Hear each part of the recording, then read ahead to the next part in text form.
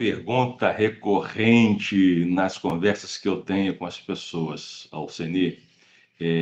Tem diferença, pergunta assim, tem diferença na reserva de emergência para os investimentos, para o que eu estou investindo, para aquilo que eu separo todo mês? Tem diferença? É evidente que tem diferença, por dois grandes motivos. Primeiro, você investir para o longo prazo, para você ter uma qualidade de vida melhor para a sua aposentadoria, por exemplo, é uma coisa. Isso é um projeto que todos temos que ter ao nascer.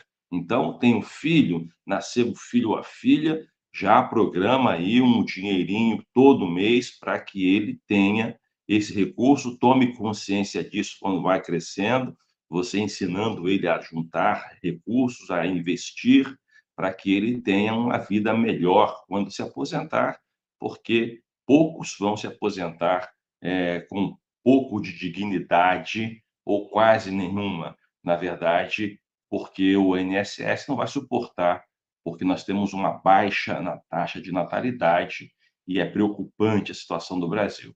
Então, o investimento tem que estar na cultura das famílias e dos novos que estão nascendo, precisam ser encorajados a pensar em investimentos em educação financeira.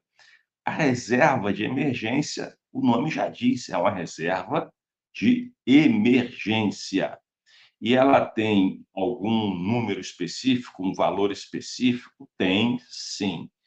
Nós vivíamos um tempo em que você conseguia se recolocar, por exemplo, profissionalmente em 6 meses, 4, 3 meses, né?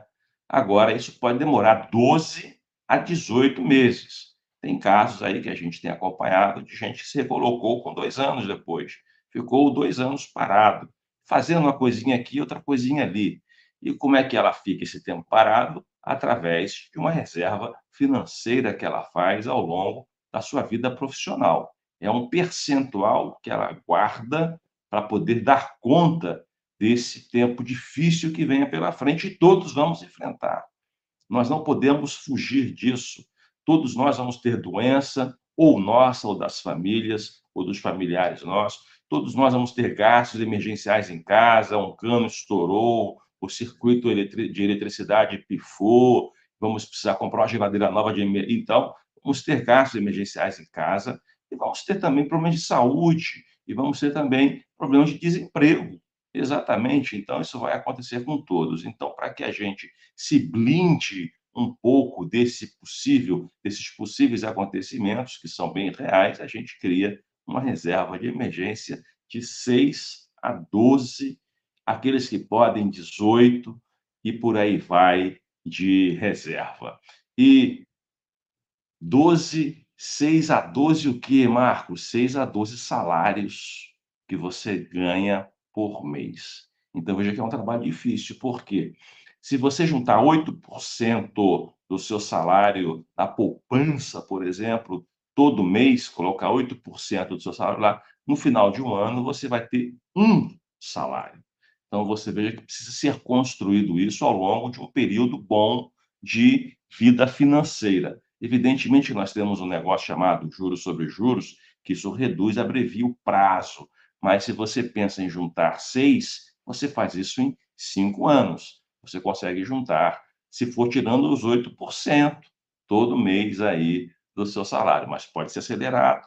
Isso pode ser acelerado, tá certo? Então é importante ter essa cultura de ter uma reserva de emergência para dar conta das emergências, aquilo que você não espera, mas que acontece em toda boa família, em toda má família, com toda pessoa de bem, toda pessoa acontecem as dificuldades da vida. Então, defina aí a meta que você vai economizar mensalmente para construir a sua reserva de emergência. Isso é muito importante. Eu já pincelei aqui qual é o número, se você quer juntar isso em pouco tempo. Eu diria em 5 anos, se você juntar 6, né? Mas você tem que pelo menos pensar em juntar 8%. Ah, mas não sobra dinheiro? Sobra sim.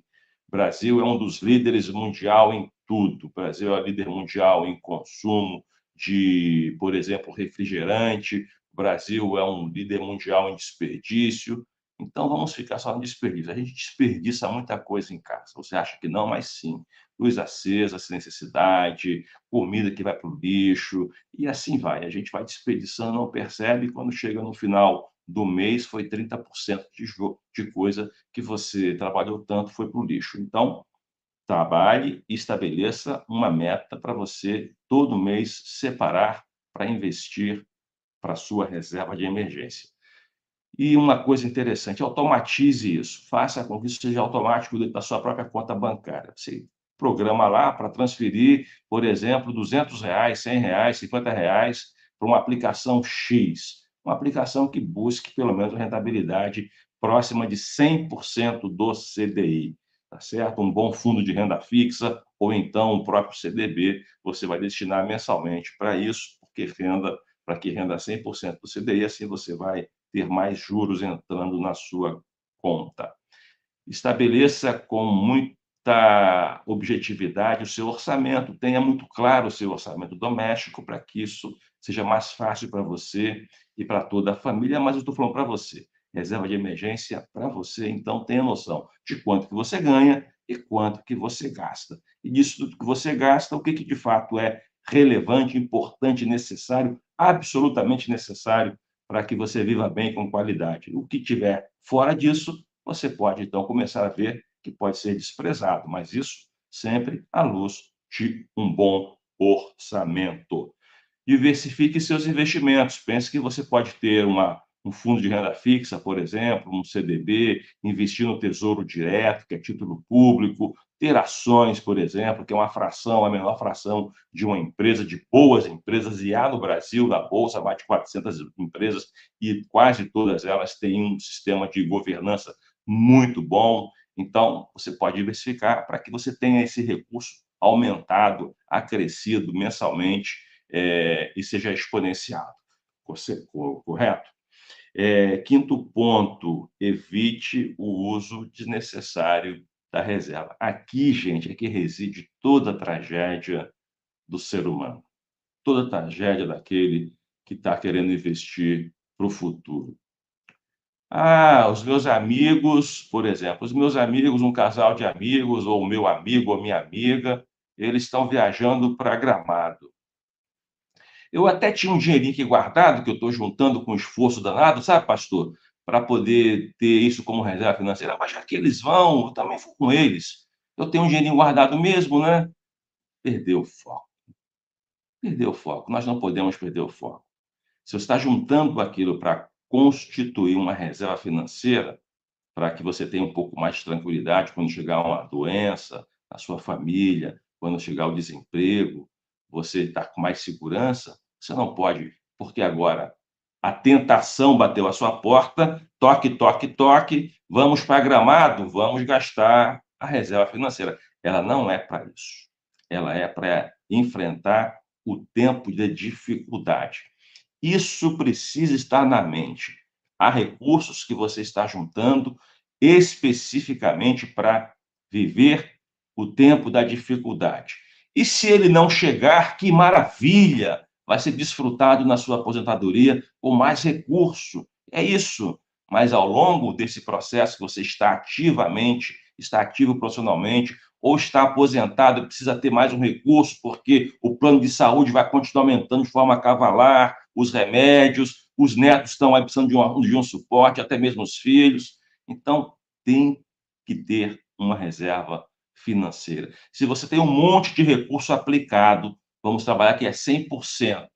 Pense assim, desses 100% que eu tenho, por exemplo, que eu tenho aqui R$ 10.000 que eu tenho investido. Pense assim, esses R$ 10.000 que eu tenho investido, eu vou tirar um percentual, 30%, 40%, e vou destiná-lo como reserva de emergência. Se eu precisar lançar a mão de alguma coisa, esse valor está blindado, é para essa dificuldade que possa aparecer na minha família ou comigo mesmo. Mas temos que ser obstinados, porque nós começamos um projeto cheio de vontade, de entusiasmo, de alegria, de determinação. Aí a primeira curva que faz o vento um pouquinho diferente, a gente já muda. Ah, não é bem assim, pensei que ia conseguir fazer com 200, só posso fazer com 100, daqui a pouco com 50, daqui a pouco com mais nada.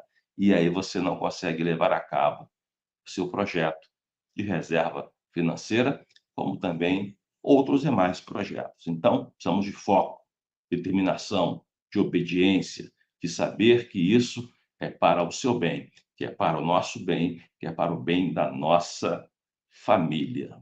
Pense sempre assim e você vai ter e vai ser encorajado, esse auto-encorajamento, para que você tenha não só uma reserva financeira robusta, mas que você também aprenda a mandar no seu dinheiro e não ele mandar em você. Combinado? Fique muito bem. Até o nosso próximo encontro, se o bom Deus desejar. Momentos com Cristo, compartilhando a graça de Deus.